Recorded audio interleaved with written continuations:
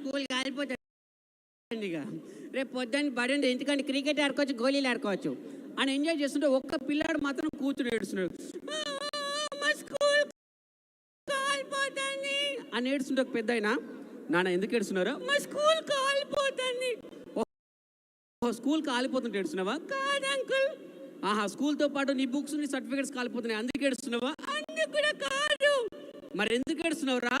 ఇగో మా స్కూల్ కాలిపోతుంది కానీ మా టీచర్లు అందరు బయటనే ఉన్నారు అని బాధ అండి. అండ్ ఇక్కడ చిట్టి చిలకమ్మ పద్యం ఎంతమందికి తెలుసండి? ఒకసారి గట్టిగా క్లాప్స్ కొడితే నాకు వినబడుతుందేమో.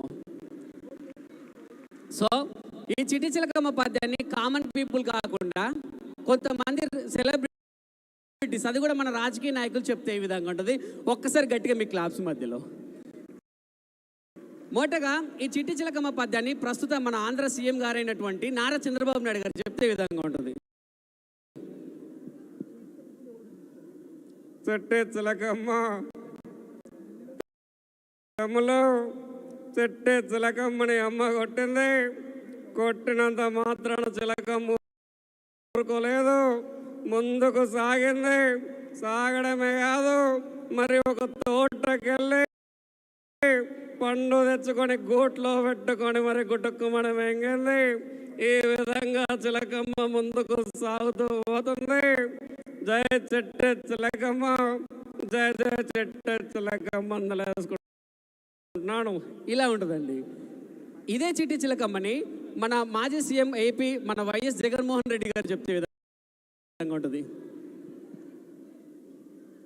చిట్టి చిలకమ్మ,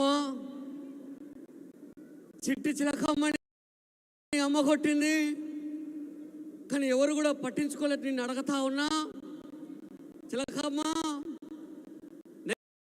నెక్స్ట్ టైం అమ్మ కొట్టినా కాదు, నాన్న తిట్టినా కూడా నా దగ్గరికి రా.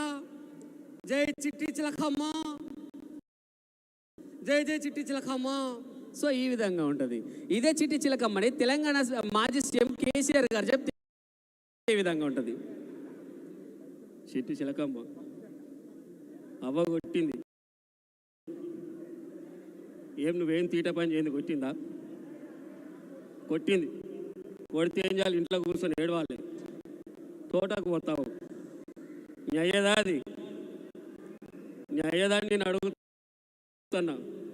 పోయినావు, ఎందుకు పోయినావు? ఏడ్చి అప్పుడేకి ఇంటికి రావాలి. పండు తెంపుతావు, తోటోడు చూస్తే నీ తల్లపండు వల కొడతాడు.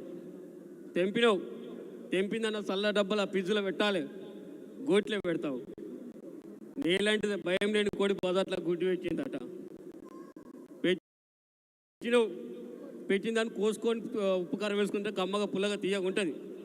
గుట్టుకుమని వెంగుతావు. నీ బొండికాయ ఎంత ఉంటుంది, పండు ఎంత ఉంటుంది చెప్తాను. అవ్వగా నేను బలగొట్టి ఇంట్లో వండు.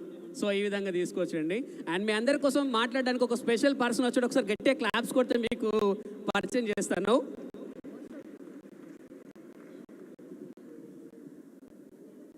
ఒకసారి మా తాతయ్యకి ఒకసారి అందరు ఒకసారి గట్టిగా క్లాప్స్ హాయ్ చెప్తారా? హాయ్. హలో తాతయ్య, ఇక్కడ మన షో చూడడానికి చాలా మంది సోదరులు వచ్చారు, సోదరి మనులు వచ్చారు. అయితే ఏంటి, వీళ్ళందరికి మనం విషయం తెలియచేద్దాం.